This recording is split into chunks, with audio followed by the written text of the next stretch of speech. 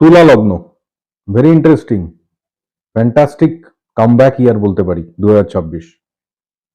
প্রথম কথা, তুলা লগ্নের নবম ঘরে থাকবে হচ্ছে বৃহস্পতি বছরের হাফ টাইম, ফার্স্ট হাফ। তার পরবর্তীতে দশমে চলে যাবে এবং সেটা এক্সল্টেশনে চলে যাবে, তুঙ্গস্থ অবস্থায় চলে যাবে।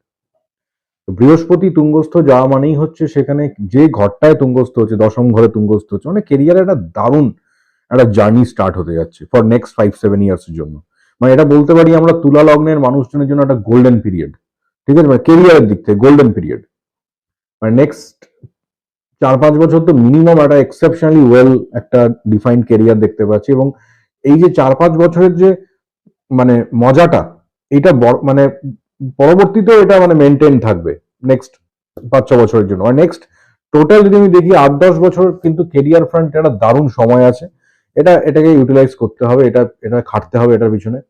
কারণ শনি 6 নম্বরে আছে, মানে শত্রু নাশ, যে কোনো রকম বাধা, আপনার কেরিয়ারে যদি কোনো রকম বাধা আসে, ঠিক আছে, শনি সেটাকে নষ্ট করে দেবে, একদম কেটে বাদ দিয়ে দেবে। ঠিক আছে, যারা আপনার প্রবলেম ক্রিয়েট করছে আপনার জন্য, তাদেরকে আপনি একদম মানে মানে একদম কাট করে দেবেন। ঠিক আছে, একদম মানে ব্রুটালি অনেস্ট হয়ে যাবেন আপনি। ঠিক আছে, তাদেরকে মুখের উপর বলে আপনি বেরিয়ে যাবেন।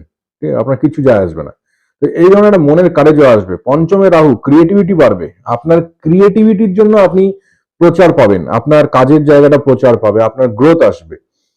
পঞ্চমে রাহু অনেক সময় বিদেশ যাত্রার সুযোগও দেয়। তো তুলা লগ্নের মানুষজনের বিদেশ যাত্রার সুযোগও আসার চান্সেস আছে, কর্মসূত্রেই বলছি বিদেশ যাত্রা।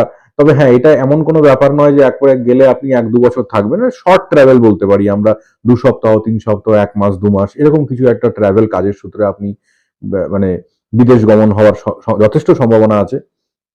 আর হায়ার স্টাডিজের জন্য কিন্তু খুব ভালো সময়, যারা MBA বা MCOM বা ধরুন কোনো কোনো রকম MTech, ঠিক আছে, কম্পিটিটিভ এক্সামের থ্রু দিয়ে যাওয়ার চেষ্টা করছেন, বা বাইরে কোনো পড়াশোনা করার জন্য কোনো স্কলারশিপের জন্য চেষ্টা করছেন, তুলা লগ্নের মানুষজনের কিন্তু এই জায়গাটায় সাপোর্ট আপনি পাবেন। ঠিক আছে, কারণ বৃহস্পতি সাপোর্ট করছে, শুক্র সাপোর্ট করবে প্রথম কথা এই বছরটায়, শনি মহারাজও করবে, আর রাহু তো করছেই পঞ্চম ঘরে। ঠিক আছে, রাহু পঞ্চম ঘরে করছে।